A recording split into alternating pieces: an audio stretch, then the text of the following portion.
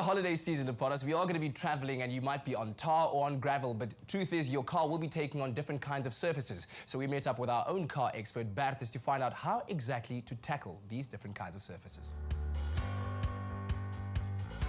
You can't control the conditions that are thrown at you out on the road, from oil to rain to dirt. But what can be a constant is the way you approach your driving. Be responsible, be aware, and be adaptable. So whether you're out on the open road in KZN or having a bushveld adventure here on the Highveld, make sure that you are ready for whatever that road is going to throw at you. And don't let it hold you back. Go out there, have an adventure. On any road trip, you're bound to come across different surfaces, be it a dirt road, gravel, tar, or a huge patch of mud.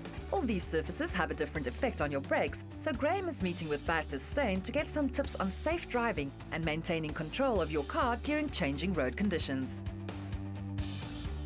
But we know, especially here in Johannesburg or right throughout South Africa, that we can encounter varying road conditions and surfaces literally from suburb to suburb. What kind of conditions can we encounter?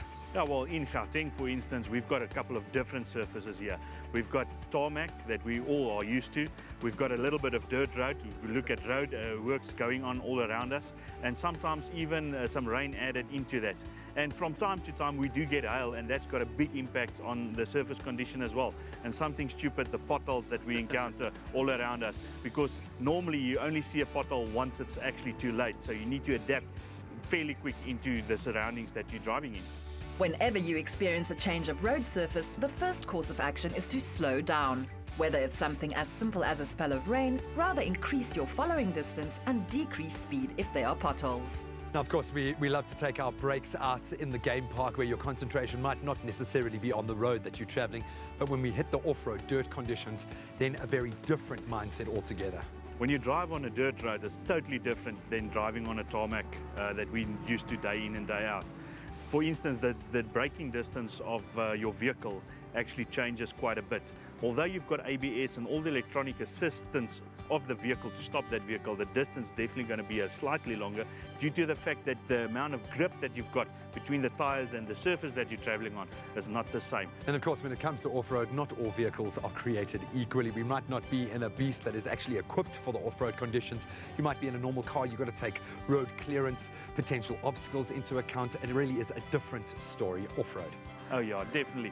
Especially if you've just purchased a new 4x4. Rather do a bit of training before you go out, because the number one rule that they'll actually teach you is to make sure that you've got decent traction, control and grip between the gravel, the surface that you're traveling on, and the wheels of the vehicle. Another important aspect of safe driving in changing road conditions is to be adaptable. If the road becomes muddy or wet, you must adapt to the conditions you encounter to maintain control of the vehicle, and reducing speed is almost always the best bet. The big thing is don't try to lock up your brakes because you don't have grip at this stage to control the vehicle.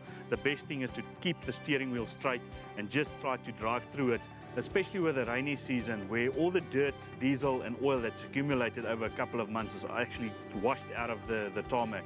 We need to adapt as soon as possible. Giving yourself a little bit further following distance between the driver in front of you and your own vehicle to have a bit more time to react if you encounter a situation where you need to do an emergency brake situation or get out of the way of oncoming traffic that maybe lost control due to a slippage on the roads. If you find yourself in a situation where you're unsure of what to do, just remember this one golden rule. Give yourself enough time to brake. Ultimately, you need to be able to stop your vehicle safely regardless of the road surface. While off-road, it's a lot more pronounced. Even the slightest change in road conditions means a change in surface.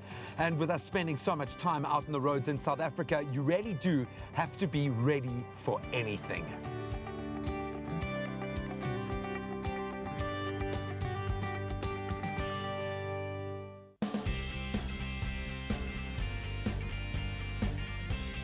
You're in control with Ferodo.